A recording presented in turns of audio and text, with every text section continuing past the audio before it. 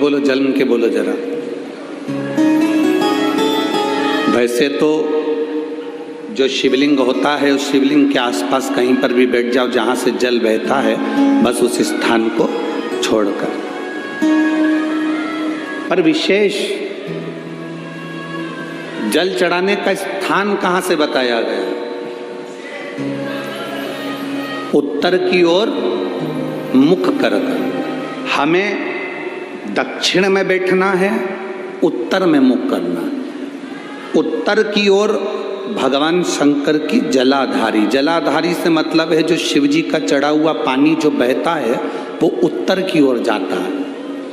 तो हम कहाँ बैठते हैं? बोलो बोलो जम के, दक्षिण की ओर।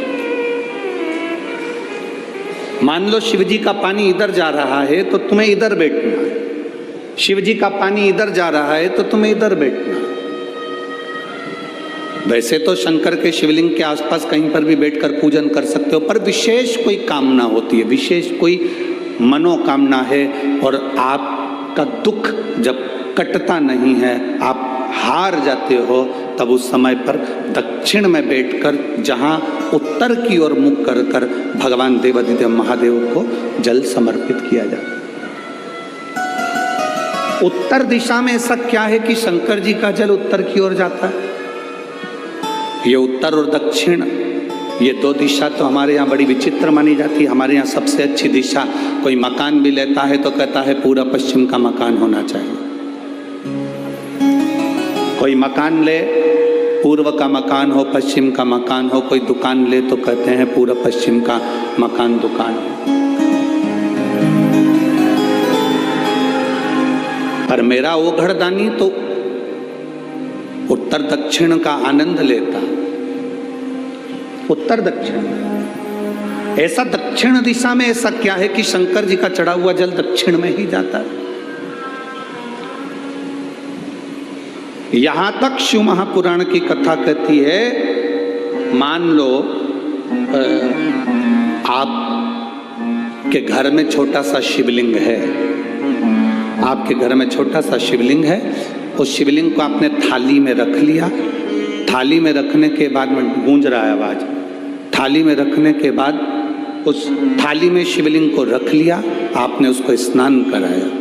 थाली में भी अगर शिवलिंग रख रहे हो तो उस शिवलिंग का जो दिशा है वो उत्तर की होना चाहिए। भले आप मंदिर में पूरा पश्चिम में बैठे हो, आपके घर का मंदिर तो पूरा पश्चिम में ही होगा। आपके घर का मंदिर कहाँ होगा? पूरा पश्चिम में। पर शिवलिंग की दिशा कहाँ रखना है? उसकी जलाधारी की दिशा कहाँ रखना है? जम के बोलो जरा, उत्तर। आप मंदिर में पूरा पश्चिम में बैठो, आपके घर के मंदिर में आप पूरा पश्चिम में बैठ के पूजन करो, क्योंकि आपका मंदिर पूरा पश्चिम ही होगा। ऐसा कोई घर नहीं जिसके घर के अंदर मंदिर पूरा पश्चिम में नहीं है। आप पूरा पश्चिम में बैठो, पर शिवलिंग को थाली में भी रखो तो उसकी जलाधारी उत्तर की होना चाहिए। आपने अगर स्नान कराया है, शंकर भगवान के शिवलिंग का जल जो आप लेकर जा रहे हो विसर्जन करने के लिए, शिवलिंग का चढ़ा हुआ पानी जो भगवान को हम घर में स्नान कराते हैं, भगवान को घर में नहलाते हैं, स्नान का जो जल होता है उसको हम ले जाकर जब वृक्ष में डालते हैं, उस समय पर शंकर का घर में चढ़ा हुआ जल जब हम ले जाकर उसको डालते हैं वृक्ष में, अगर आपका ध्यान उत्तर की ओर है, आपका मुख उत्तर की ओर है, भले आप जल डाल रहे हैं पर मुख यदि आपका उत्तर की ओर है तो आपकी मनोकामना पूर्ण होती ही है, ये निश्चित है।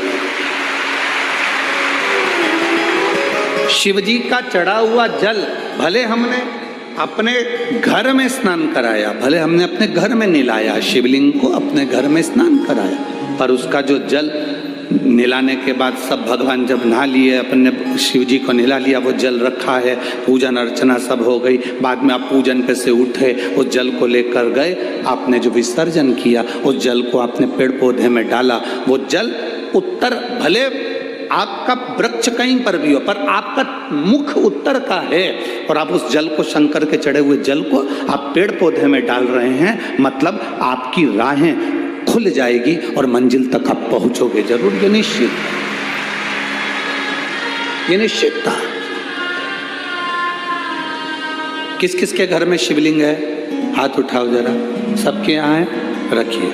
समझने वाली बात है, ये आज की कथा में, जलगांव की कथा में ये प्रसंग निकला है, तो आपके जीवन की सार्थकता रखने वाले।